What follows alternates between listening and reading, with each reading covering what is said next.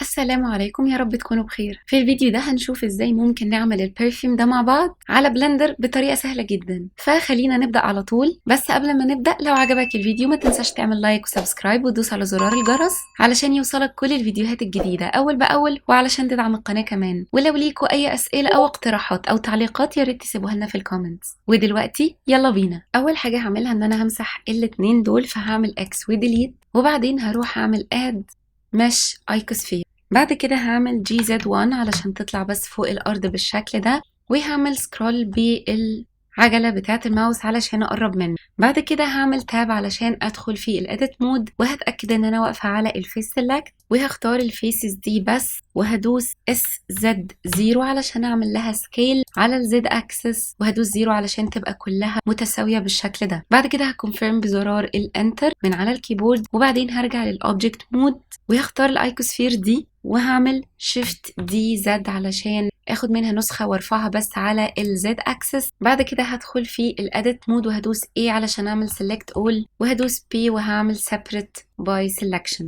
بعد كده هعمل RY 180 علشان ألفها على الواي أكسس 180 درجة، فتبقى الجزء اللي فوق بتاعها تحت بالشكل ده، أقلبها يعني رأسا على عقب كده، وهعمل GZ بس وأبعدها لفوق شوية بالشكل ده، وممكن أعمل لدي سكيل شوية حاجة زي كده. هرجع تاني على ايكوسفير الأساسية اللي عندي، هسلكت الفيسز دي كمان، ونفس الكلام هعمل SZ0 علشان أعمل لها سكيل على الزد أكسس، وزيرو علشان كلهم يبقوا متساويين ببعض بالشكل ده. بعد كده هدوس E عشان اعمل اكسترود على الزد اكسس، وهنزلها حاجه بسيطه زي كده علشان يكون الجزء اللي ازازه البرفيوم هتقف عليه. وبعدين ممكن اعمل I علشان اعمل انست، واعمل حاجه زي كده واكسترود وارفعها لفوق بالشكل ده. تمام. بعد كده هاجي من هنا، انا عايزه انه الفيسز دي عايزاها تبقى مدوره. دلوقتي في كوماند انا ممكن اديه للبرنامج اسمه تو سفير، بنعمله بألت شيفت اس وبتشد لليمين بالشكل ده. دلوقتي لو انا عملت كده وشديت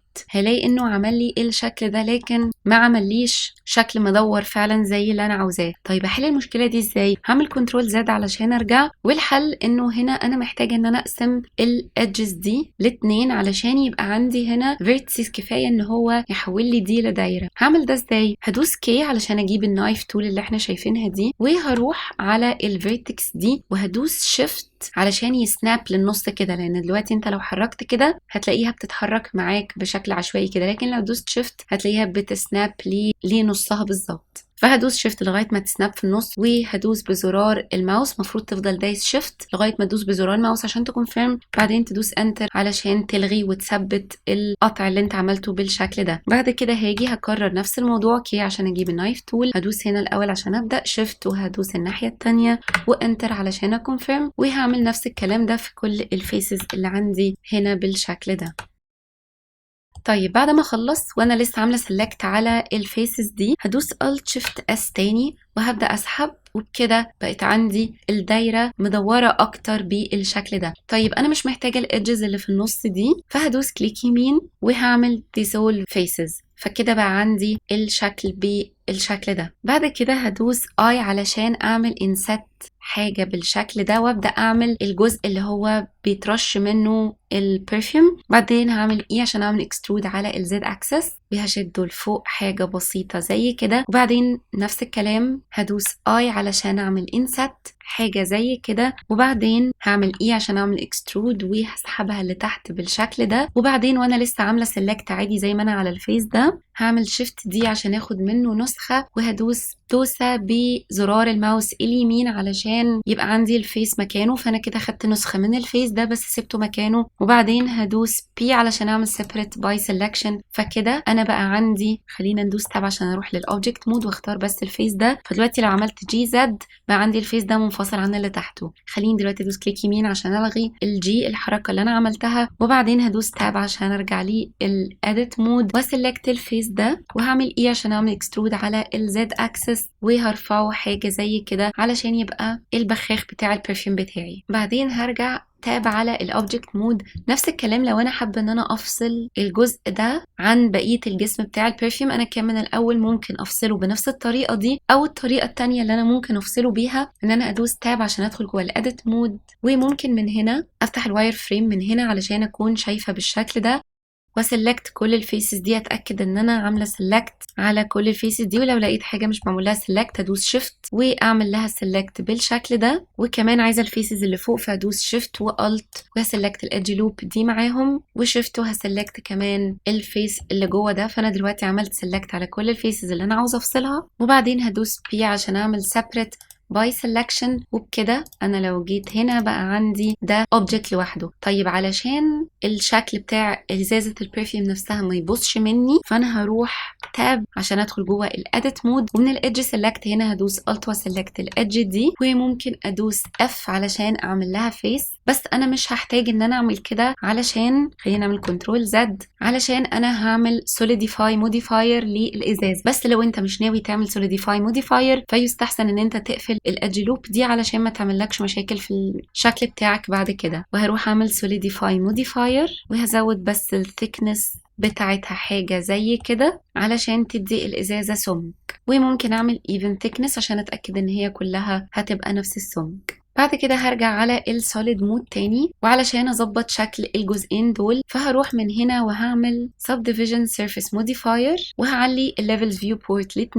دلوقتي لما باجي اعمل سكيل هلاحظ ان الاوريجين بتاعتها تحت، فهدوس كليك يمين وهاجي من هنا من object وهعمل set origin to geometry علشان تبقى الاوريجين بتاعتها هنا، وهدوس اس عشان اعمل لها سكيل بس حاجه بسيطه وتخبي الجزء اللي مفتوح فيه الازازه من تحت. وبعدين هروح على الاديت مود وممكن اعمل supporting loop، فهعمل كنترول ار وادوس دوسه بزرار الماوس الشمال وهسحبها لفوق علشان تدعم لي الشكل ده بالطريقه دي. وممكن اروح اعمل كنترول ار واعمل لوب كات كمان هنا، او ان انا ادوس الت واختار الادج لوب دي كلها وشيفت والت واختار الادج لوب دي كلها واعمل كنترول بي واعمل بافل بسيط حاجه زي كده، وبكده هو برضو هيدعم لي الشكل عندي بالطريقه دي. وبعدين دلوقتي ممكن ارجع على الاوبجكت مود واعمل كليك يمين وشيد سموث وبقى عندي شكلها حاجه زي كده. بعد كده نفس الكلام هعمله هنا، هروح اعمل subdivision surface modifier وهزود دي ل2 وكنترول ار وهروح تاب عشان اروح للاديت مود، وهاجي هنا واعمل كنترول بي علشان اعمل لدي بافل وهسحبها حاجه بسيطه زي كده، وهعمل سكرول اب بالماوس علشان اعمل حاجه زي كده، وبعدين كنترول ار عشان اعمل لوب كات هنا وهسحبها لتحت علشان اسبورت الشكل ده، وارجع على الاوبجكت مود وكليك يمين وشيد سموث وبقى عندي حاجه زي كده. طبعا ممكن اروح هنا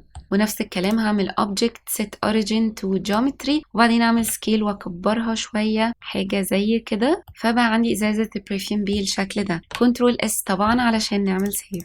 الحاجه اللي بعد كده اللي انا هعملها ان انا هروح اقف على الاوبجكت دي، هروح تاب على الاديت مود وهدوس A عشان اعمل select all وهبدا اعمل كنترول B علشان اعمل بافل وما تبقاش الازازه شكلها حاد معايا، فهسحب حاجه بسيطه خالص زي كده ان هي بس تبقى ناعمه، وهتاكد كده ان انا المش عندي كله مظبوط بعد البافل مفيش اي حاجه داخله في بعضها. الشكل اللي كان عندي ده من السوليديفاي، فهقلل السوليديفاي هقلل الثيكنس بس كده للدرجه اللي ما تبقاش عامله لي اي مشاكل في المش بتاعي، وهكونفيرم كده تمام عندي الشكل بقى لطيف. وهروح طبعا على الاوبجكت مود وكليك يمين وشيد سموث. بعد كده عشان البوظان اللي حصل عندي هنا ده يروح هعمل ابلاي للسوليديفاي موديفاير وبعدين هروح تاب على الاديت مود وهعمل كنترول ار وهعمل لوب كات هنا وهصغرها على الاخر بالشكل ده، وبكده هلاقي ان الشكل اتعدل عندي زي كده. دلوقتي الحاجة الأخيرة اللي عندي هتكون هي دي، أنا خدت منها نسخة في الأول علشان تبقى الغطا بتاع الإزازة عندي، فهعمل معاها نفس القصة بالظبط.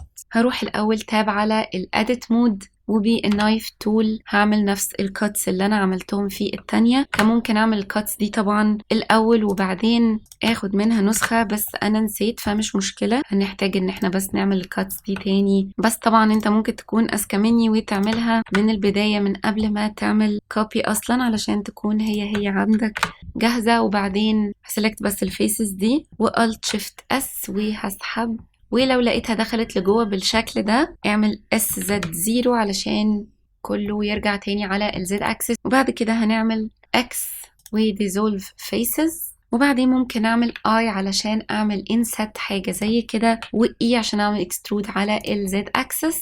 وبعدين هروح تاب برضو على الاديت مود وA عشان اعمل select all وكنترول B علشان اعمل بافل بسيط زي كده، وهرجع على الاوبجكت مود وكليك يمين وشيد سموث وبعدين هبدأ أظبط الشكل، فخليني أروح تاب وكنترول ار وهعمل لوب كات هنا، وممكن أعمل لها كنترول بي أسحبها حاجة زي كده وكليك يمين وشيد سموث. وطبعا ممكن أروح على الفيس سيلكت وأدوس ألت واختار الفيس لوب دي كلها وأعمل إي عشان أعمل لها اكسترود على الزد أكسس حاجة صغيرة بس كده، واروح على ايدج سيلكت واختار الادج لوب دي وشيفت والت والادج لوب دي واعمل كنترول بي واعمل لهم بيفل بسيط زي كده. وممكن نعمل هنا supporting loop كمان، وبقى عندي شكل الغطا حاجة زي كده. دلوقتي ممكن اعمل جي زد واعمل لها سكيل علشان تبقى بتقفل على الجزء اللي تحت ده. خلينا نعمل كده جي زد وكنترول اي وابلاي سكيل، وبقت عندي ازازه البرفيوم بتاعتي حاجه بالشكل ده. تمام، ودلوقتي هيكون كل اللي متبقي عندي ان انا اضيف الماتيريالز بتاعه الكلام ده كله. فاول حاجه هعملها هعمل اد مش بلين وهعمل سكيل للبلين دي بالشكل ده، وبعدين هروح اقف على الازازه وهتاكد ان انا على ريندر بريفيو وهتاكد ان انا على سايكلز علشان اشوف كويس. خليني اقلل الماكس سامبلز بتاعه الفيو بورت ل 200 وبتاعه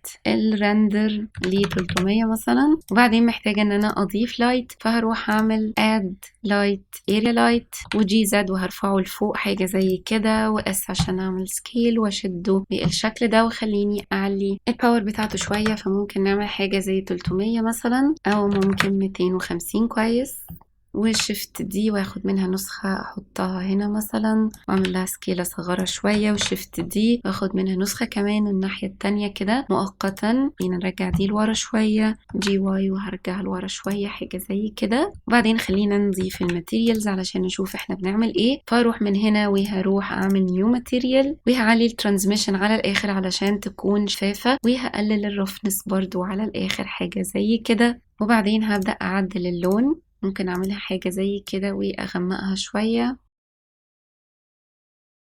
خلينا ننزل الرفنس على الاخر علشان تبان ان هي ازاز.